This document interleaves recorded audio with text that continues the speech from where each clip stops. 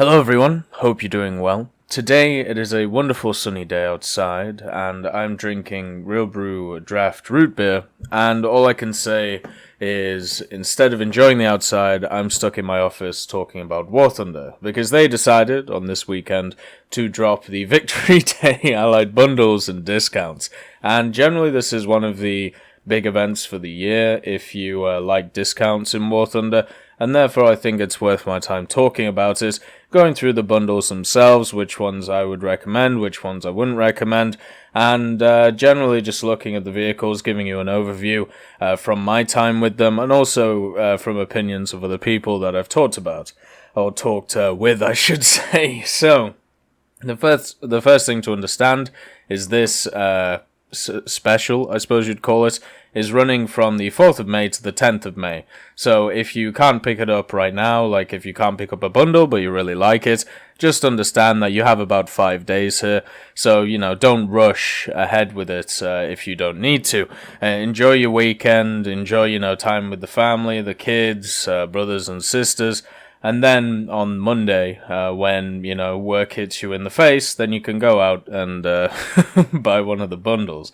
On top of this, on top of the bundles themselves, we also have 30% in-game discount for any vehicles of the Allied Nations, which also includes premium vehicles, and also 50% in-game discount for premium account subscriptions of 90 and 365 days.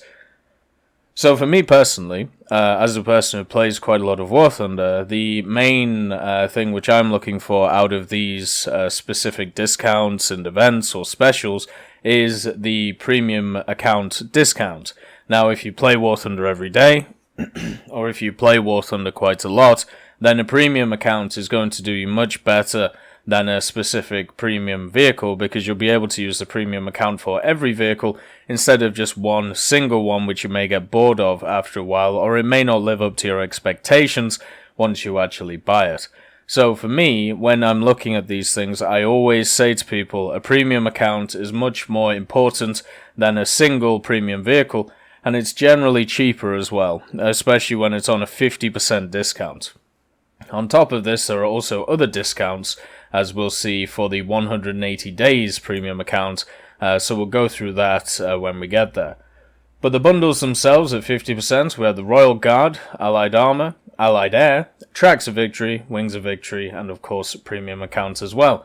Something on top of this that you must understand is that there is a truck outside, and he has decided to go past right at this moment, so give me 2 seconds. So there are specific packs which are actually going to be leaving the store after the sale ends. So this one, the 3 packs are the Dewotin, or however you say it, D371. If you don't know what this is the early monoplane, or the high-winged monoplane that the French get. This was a vehicle which was pretty much you needed to buy to get access to the French air trajectory, and overall it's not great. It doesn't have a lot of ammunition, it has a decent amount of maneuverability, but with 60 rounds you're not really going to do a lot. It's very much more novelty aircraft.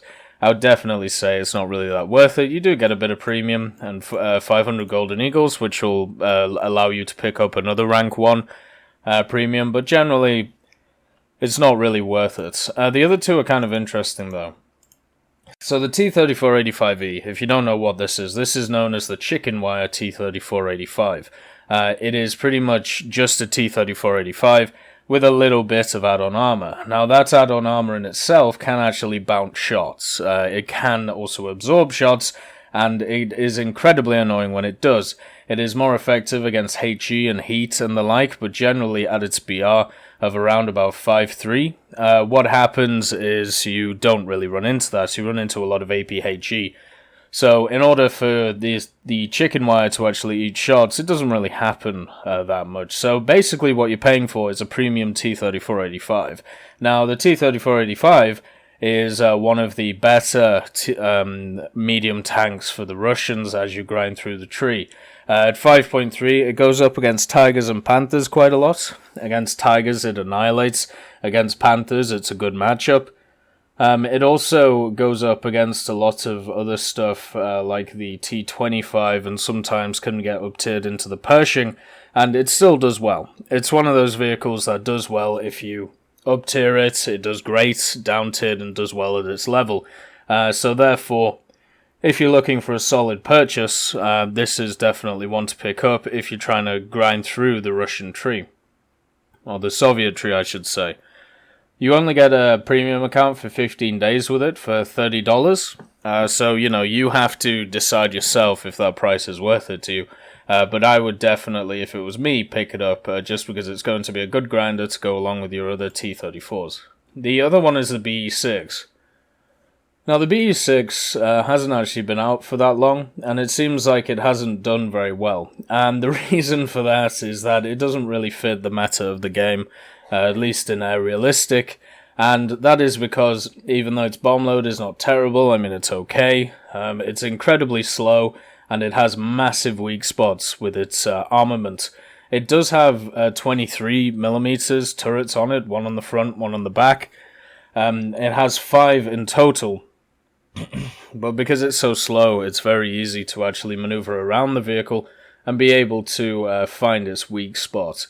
Meaning that you can come from straight above, you can come from straight below, or you can just try and head on it and try and do your best, and generally you'll be able to take it out.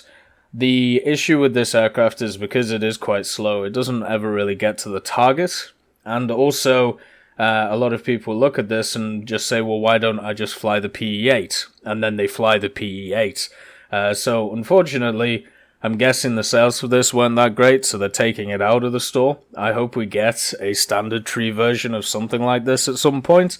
But if you want to pick it up, I mean pick it up. But generally, this isn't going to be one of those things to pick up if you want to actually grind the Soviet tree. So yeah, those are the 3 packs they're taking out after this event.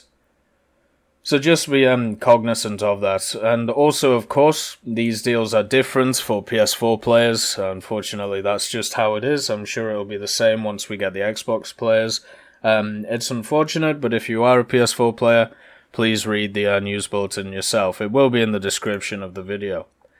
The next thing to look at is, of course, all of the bundles. So we're going to go through the bundles in general. One thing to understand is if you already own one of these packs, then you will get a discount on how much it costs. So for me, I've made sure to not log in here, so I can show you the raw amounts that it's going to cost you for each of these packs. So let's go through them one by one. This one is $80. I believe it's in Canadian, so it may be different in your local currency. But what you get is the T29 Pack, IS-6 Pack, Centurion Pack, AMX-13 Pack, and the Untitled Triumphant. So, first of all, we'll have a look at the vehicles. We'll also total up everything else. One thing I do want to do, though, is just make sure that we have a look at the Golden Eagle costs as well. Right, there we go. So, the first pack is the T29 pack. So you get 1,000 Golden Eagles, premium account for 7 days. So not great on the premium account. 1,000 Golden Eagles is not bad. But the T29 itself is a really good machine. It's a heavy tank, a rank 4, 6, 7. Unfortunately, a lot of 6.7s have been getting up-tiered to like 7.3s recently. But it can still hold its weight. It has great armor on the front of it.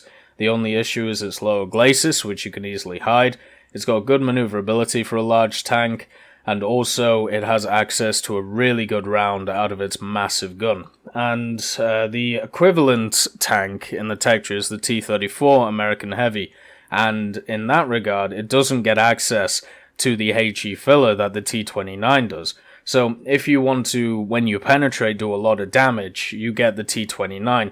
It's also quite hard to kill because it has quite a lot of crew around the place, and the gun shield that it has is incredibly annoying to penetrate. There's a lot of weird little angles on it that basically mean that penning it can be a bit of an issue. Overall, a solid rank 4 battle rating 6.7 premium. When it came out, it rivaled pretty much everything that it faced, and it made the Tiger 2H quiver, and it still does. The next one is the Centurion. So this is actually the STRV-81. It is the one which is armed with the 3 ATGMs. The ATGMs in themselves I don't actually see are that useful. I know some people will disagree with me here. They are keyboard controlled, so you do have to take that into account. But overall, if we just look at it as a Centurion Mark III, it is an incredible machine. The Centurion Mark III, when it is fully upgraded, which is obviously what you get in this premium form, is a vehicle which is incredibly useful on the battlefield. It has a good reload, not as fast as some of the French autoloaders, but overall still pretty good. Its turret isn't great when it comes to the armor. A lot of people by this time will know where to shoot you. It does get access to Sabo, which will penetrate pretty much everything you fight, and overall what you get is a very stable gun with a stabilizer. You get decent maneuverability, you get the added bonus of the ATGM, and overall you get a nice little machine. Is it something that I would personally use while grinding the British tree? Yes, I would. It runs well with the Carnarvon, it runs well with the Cent Mark III, it runs well with the FV4202, it can get up tiered pretty well because of its Sabo round and its decent reload, and even its ATGMs if you want to throw them into the mix. But overall, it's a pretty good machine.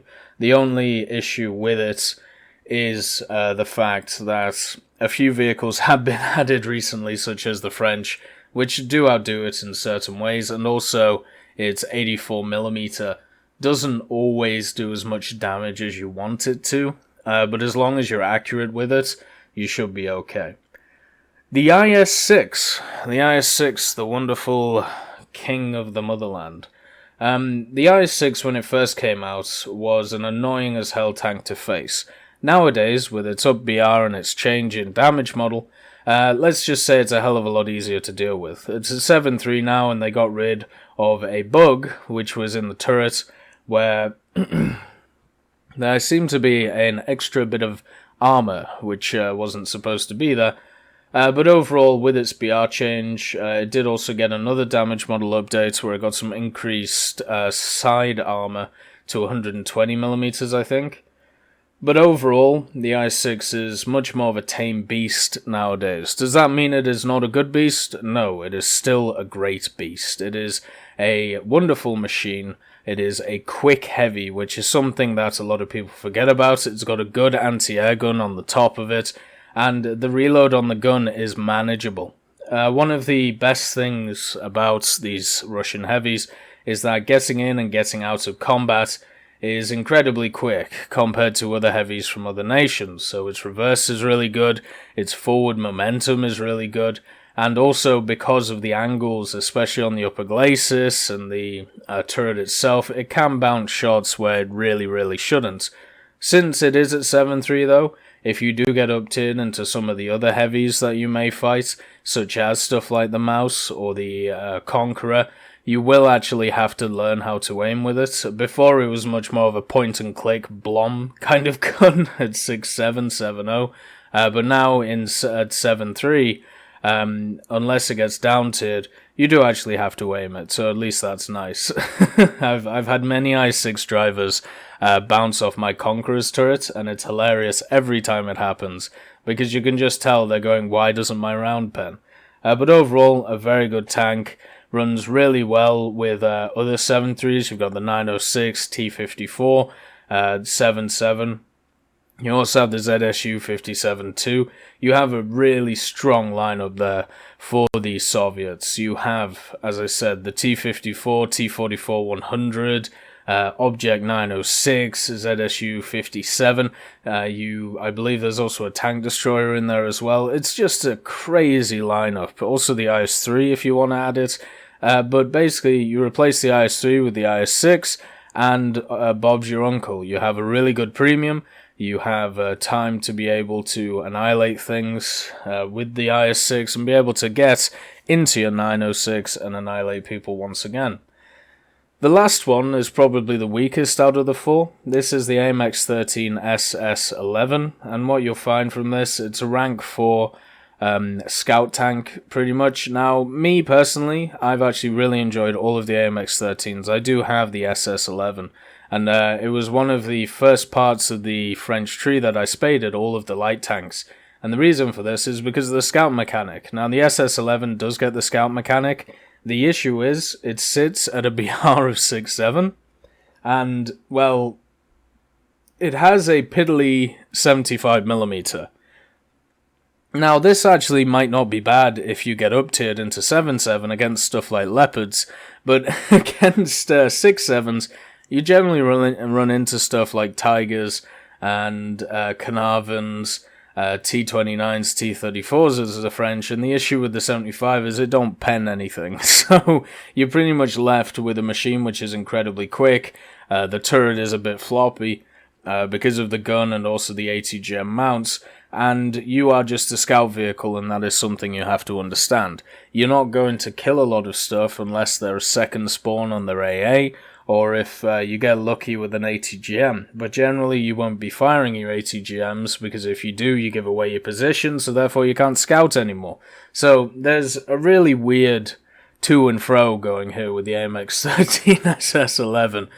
You'll have a hell of a lot more fun just playing the normal AMX13s, the AMX13 FL10, I believe it is, or FL11, and then the AMX13 and then the 1390. But if you're looking to try and get into that BR that the SS11's at, such as the Lorraines, the AMX M4s, stuff like that, it is worth picking it up, and I would actually say just picking up this pack in general, just to get these three machines, is worth it, and you see the AMX13 as an added bonus. Because the AMX13, it's definitely the weakest, but it still has its uses as long as you play incredibly defensive and passively. Which I know a lot of players don't want to do, so therefore stuff like T29s and IS6s would definitely be a lot more worth it. So let's just check. You get 1,000 each, right? So you get 4,000 Golden Eagles. You also get a month of premium time if you get this $80 pack. So 4,000 Golden Eagles is, let's say, like $18 at this point between these two. So let's put it down to, let's see, 69. So let's say $60 for the three things, and then a premium account. Premium account for a month. What is a month's premium? Month's premium, 20 days, 60 days, 20 days, 20 days, is, let's say, about 10 bob. So you're sat at $50. So pretty much the value of these machines each is around about $12, $12, $13. So if you think that's worth it for you, once you break it down in that way, and if you really like ground forces and you're going to grind through each of the trees, this is obviously going to be the pack that you want to get. Obviously it is pricey, but when you break it down you realize it's not too bad, and as long as you're going to play the game quite a lot, it's worth picking this pack up, especially for that T29 and IS6, which will get you through the Soviet and American tree incredibly quickly. The STRV is a little bit more specialist of a vehicle, and the MX-13 is an incredibly specialist vehicle. But yeah, $50 for 4 tanks, which are rank 4, and will do you well at researching rank 3s, 4s, and 5s. I'd say is worth it in the end for these.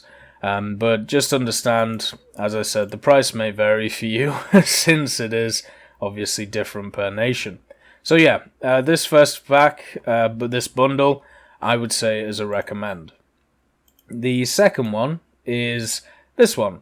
So we have the Allied Air Bundle. This would set me back, personally, $60, and you also get the same unique title as the first one, which kind of sucks, so unfortunately you would have duplicates here. Let's go through each of the aircraft. Once again, you get 1,000 Golden Eagles for each. Premium account for 15 days this time. So 1,000 Golden Eagles, we said 4,000 last time. That set you back about $20. We'll just say 20 for a rough estimate. And then we'll say 2 months of premium, right? So 60 days, $20, so 20 is 40. So you're pretty much paying $20 for 4 vehicles here. So that's $5 a vehicle. So what vehicles do we get? Well, you get the P38K. Now, the P38K is an interesting one. I personally have no love for it, and the reason for this is because I think there are better premiums at that tier, and for the Americans, I should say. The P47M always cries out to me, and for me, that is a much better buyout than something like a P38K. Is it still a strong machine? Yes. The higher tier P38s don't get a lot of praise because a lot of people are playing the P47s and P51s, but the P38s are still very good. They just take a little bit more time to set up. They take a little bit more time to get to altitude, to get to height, and then once you're able to do that, then you can get into the fight. The issue with this is, well, your team might be dead by then because of the meta in realistic.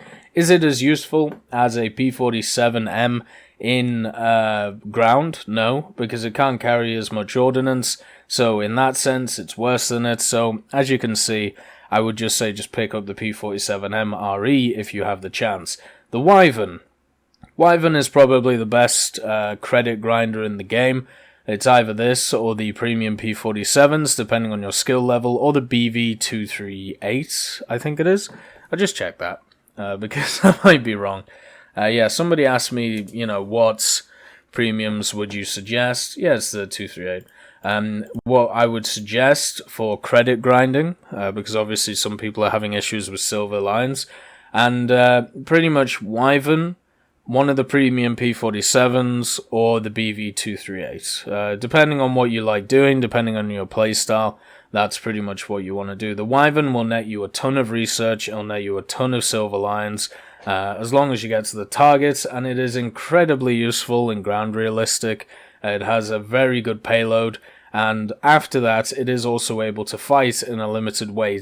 See it very much like a BTD, in the sense, the way it's able to actually fight enemy fighters, but the fighters are still going to be better than it.